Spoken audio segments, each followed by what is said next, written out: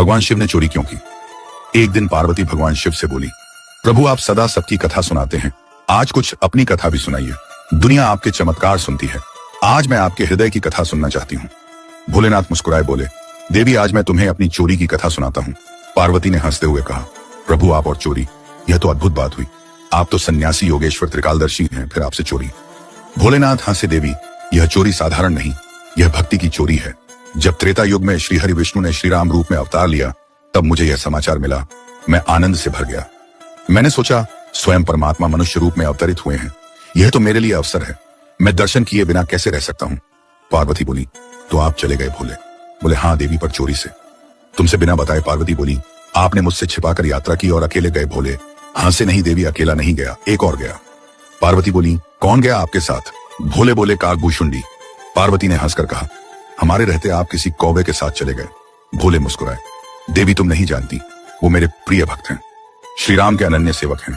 अब सुनो, मैंने कहा था कि काकभूषुंडी के साथ गया, पर यदि मैं कह देता काकभूषुंडी को लेकर गया तो अर्थ बदल जाता, उसका मतलब होता योजना मेरी थी। पर मैंने कहा उनके साथ गया, इसका अर्थ हुआ योजना उनकी थी। इस तरह दोष भी ना लगे और भक्ति का प्रेम भी बना रहे। पार्वती मुस्कुराई, प्रभु आप तो बड़ी गहराई से सोचते हैं। भोले बोले, देवी भक्ति में भी बुद्धि चाहिए, तभी प्रेम स्थिर रहता है। फिर बोले, हम दोनों मनुष्य रूप में अयोध्या पहुंचे। मैंने नाम रखा शंकर शर्मा और काकभूषुंडी बने भूषुंडी नारायण पांडे। हम गुरु चेला बन गए। मैंने कहा, भूषुंडी अयोध्या के लोग बहुत भावुक हैं, पर महल के अंदर साधारण व्यक्ति नहीं जा सकता, कोई जुगाड़ लगाओ। भूषुंडी बोले, गुरुजी पहले देखते हैं कहां भीड़ होती है। 2 दिन तक रेकी की गई, देखा कि सरयू घाट पर सुबह सुबह हजारों लोग स्नान करने आते हैं। मैंने कहा बस यही जगह सही है।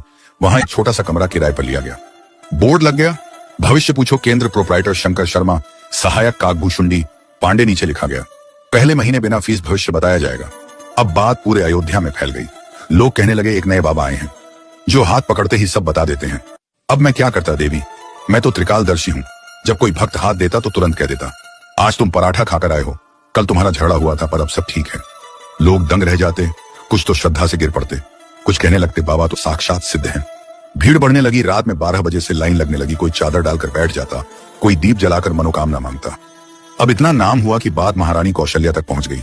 महारानी ने सेवक बुलाया, जाओ उन शंकर शर्मा जी को बुलाओ, मैं अपने लल्ला का भाग्य पूछना चाहती हूँ। सेवक दौड़े दौड़े आए, बोले आप में से शंकर शर्मा कौन है? मैंने कहा मैं हूँ शंकर शर्मा और यह मेरा चेला भूषुंडी नारायण पांडे। सेवक बोले, महारानी ने बुलाया है। मैंने कहा चलो, अब अपने प्रभु के दर्शन करने जा रहा हूँ। द्वार पर पहुंचे तो द्वारपाल ने रोका, एंट्री पास केवल आपके नाम का है, चेला बाहर रहेगा। मैंने कहा कोई बात नहीं, मेरा चेला बाहर रहेगा, पोथी पत्रा संभालेगा। भूषुंडी बोले, बाबा अकेले चले जा रहे हैं। मैंने कहा तू चिंता मत कर, मैं अंदर जाकर तेरा भी जुगाड़ कर दूंगा। अंदर पहुंचा, महारानी कौशल्या ने चरण पखारे पूजा की आसन दिया। बोली, बाबा मेरे लल्ला का भाग्य देखिए। मैंने जैसे ही बालक राम लल्ला को देखा, आंखें भर आई, हृदय गदगद हो गया, मेरे शरीर से रोम खड़े हो गए। मैं बोला, अरे देवी, यह तो वही हैं जिनके दर्शन के लिए देवता तरसते हैं। तब याद आया, अरे मेरा भूषुंडी बाहर बैठा है, वो तो दर्शन से वंचित रह जाएगा। मैंने कहा महारानी मेरा चेला बाहर है, पोथी उसी के पास है, जब तक वो नहीं आएगा मैं भाग्य नहीं देख सकता। महारानी ने कहा उसे बुलवाओ। आदेश गया, भूषुंडी को भीतर बुलाया गया। भूषुंडी भीतर आया, मन में बोला, जय हो प्रभु, आपने काक को भी कृतार्थ कर दिया। महारानी कौशल्या ने रामलला को मेरी गोद में रखा। मैंने रामलला का दाहिना हाथ पकड़ा और रेखाएं देखने लगा। भूषुंडी सोचने लगा, गुरुजी तो अकेले आनंद ले रहे हैं, हमें भी कुछ करना चाहिए। वह बोला, महारानी हमारे गुरुजी हाथ की रेखा देखते हैं, हम पांव की रेखा के विशेषज्ञ हैं, क्या हम पांव देखें? कौशल्या बोली, देख लो। भूषुंडी ने बालक रामलला के दोनों पांव अपने हाथ में लिए और सिर पर रख लिए। आंसू गिरने लगे। मैं बोला, अरे हम गुरु होकर केवल हाथ पकड़ पाए और यह चेला तो हाथ और पांव दोनों पकड़ गया, यह तो हमसे भी आगे निकल गया। कैलाश पर यह सुनाते हुए मेरी आंखें भीग गईं। पार्वती भाव विभोर हो गई, बोली, प्रभु यह कैसी लीला थी? मैंने कहा, देवी मैंने उस दिन मां कौशल्या से कहा था, महारानी जब तक आपका लल्ला किसी बाबा के साथ अयोध्या से बाहर नहीं जाएगा तब तक आपके घर बहू नहीं आएगी। पार्वती मुस्कुराई, प्रभु आपने तो पहले ही भविष्यवाणी कर दी थी। मैंने कहा हाँ देवी। फिर मैं दूसरी बार भी गया था दर्शन करने, जब लल्ला बड़े हो गए थे, उस समय मैं मदारी बनकर गया था और हनुमान जी को साथ लिया था। मैंने मंद स्वर में गाना शुरू किया, बन के मदारी शिवजी अयोध्या चले, डमरू बजा के भोला नाचे, रे राम के जगोली मई निंदिया में काचे रे कैलाश पर, हर हर महादेव के नाद गूंजने लगे। फिर मैंने कहा, देवी जब महाराज दशरथ राज कर रहे थे तब जो भी उनके पास आया उन्होंने सबको दे दिया।